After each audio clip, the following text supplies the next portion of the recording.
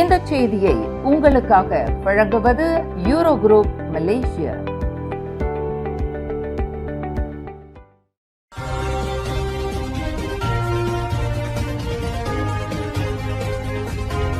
வணக்கம். திசைகளின் 5 மணி செய்திகள். ஓய்வு கால பாதுகாப்பை உறுதி செய்ய இபிஎஃப்பின் புதிய திட்டங்கள் அறிமுகம்.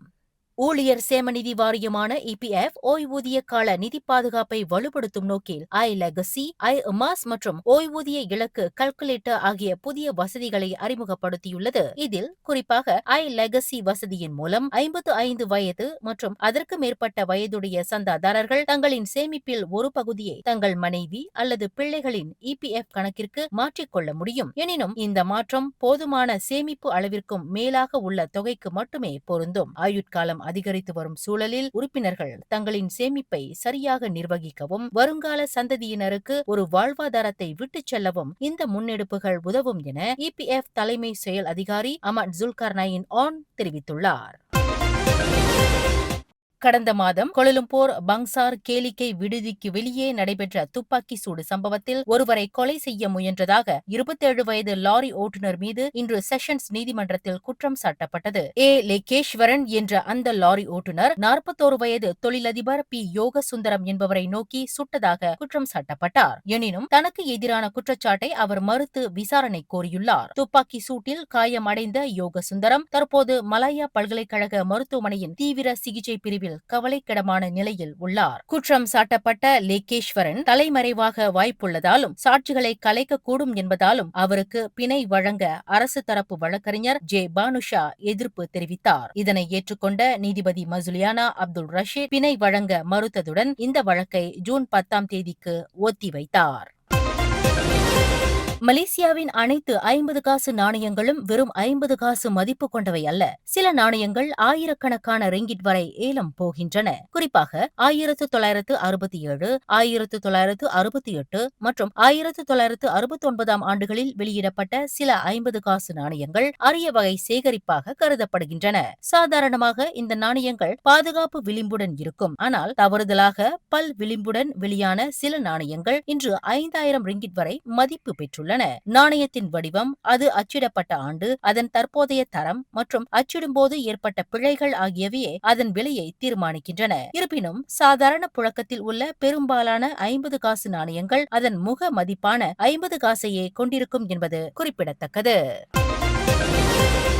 தமிழக சட்டப்பேரவை தேர்தலில் வெற்றி பெற்று புதிய முதல் அமைச்சராக பொறுப்பேற்றுள்ள சி. ஜோசப் விஜய் மற்றும் அவரது தமிழக வெற்றிக் கழகத்திற்கு பரிகாத்தான் நேஷனல் கூட்டணி தனது வாழ்த்துக்களை தெரிவித்துள்ளது. இதுகுறித்து அக்கட்சியின் பொதுச் செயலாளர் டத்துஸ்ரீ தக்கியுடின் ஹசான் விடுத்துள்ள அறிக்கையில், விஜயின் இந்த வெற்றி சமூக நீதி மற்றும் நவீனமயமாக்கல் மீதான மக்களின் நம்பிக்கையை பிரதிபலிப்பதாக குறிப்பிட்டுள்ளார். முன்னாள் நடிகர் மற்றும் மனிதாபிமான பணிகளுக்காக மலேசிய இந்திய இளைஞர்களிடையே விஜய் பெரும் வரவேற்பை பெற்றவர் என்றும் தமிழகத்திற்கும் மலேசிய இந்தியர்களுக்கும் இடையிலான வரலாற்று தொடர்பால் அவரது அரசியல் வருகை மிகுந்த ஆர்வத்துடன் கவனிக்கப்படுவதாகவும் அவர் தெரிவித்தார்.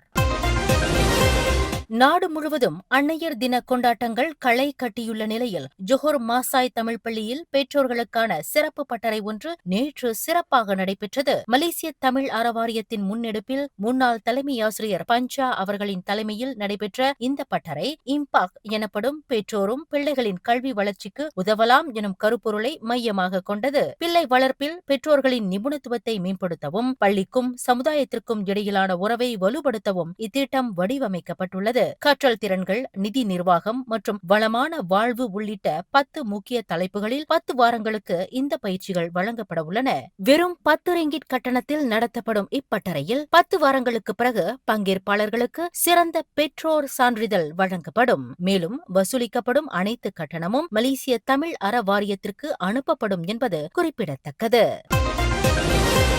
கடந்த 2017ஆம் ஆண்டு அலோஸ்டா சுல்தானா பஹியா மருத்துவமனையில் பிறந்தபோது ஏற்பட்ட மருத்துவ குறைபாட்டினால் மூளை பாதிப்புக்குள்ளான 9 வயது சிறுமிக்கு 2.5 மில்லியன் ரிங்கிட் இழப்பீடு வழங்க உயர் நீதிமன்றம் உத்தரவிட்டுள்ளது. இந்த மருத்துவ அலட்சியம் தொடர்பாக அரசு தரப்பு தனது பொறுப்பை ஒப்புக்கொண்டதைத் தொடர்ந்து நீதிபதி ஐமி ஜைனி அசார் இந்த தீர்ப்பை வழங்கினார். சிறுமியின் தற்போதைய நிலை நிரந்தரமானது என்றும் அன்றாட தேவைகளுக்கு அவர் மற்றவர்களையே சார்ந்திருக்க வேண்டிய சூழல் உள்ளதாகவும் நீதிமன்றம் குறிப்பிட்டது. மொத்தம் 25,48,850 ரிங்கிட் இழப்பீட்டுத் தொகையை சிறுமியின் பெற்றோர்கள் கூட்டாக நிர்வகிக்கும் அறக்கட்டளையில் வைப்பு செய்ய உத்தரவிடப்பட்டுள்ளது. பிரசவத்தின் போது வெற்றிட பிரித்தெடுத்தல் முறையில் ஏற்பட்ட சிக்கலால் அந்த சிறுமிக்கு கடுமையான மூளை பாதிப்பு ஏற்பட்டது குறிப்பிடத்தக்கது.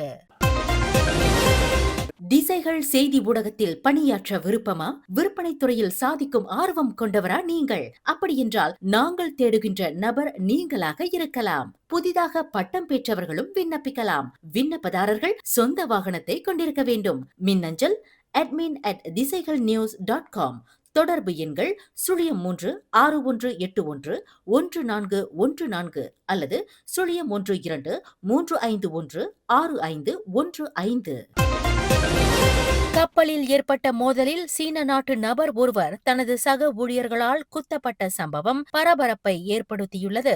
ஸ்லாங்கூர் கடல் பகுதியில் தஞ்சோங்ரு கடற்கரையில் இருந்து சுமார் 4 கடல் மைல் தொலைவில் உள்ள ஒரு கப்பலில் இந்த சம்பவம் நிகழ்ந்துள்ளது. இதில் 47 வயதான அந்த நபர் வயிற்று பகுதியில் பலத்த காயமடைந்துள்ள நிலையில் மருத்துவ உதவிக்காக நேற்று இரவு 8:52 மணியளவில் கோரிக்கை விடுக்கப்பட்டது.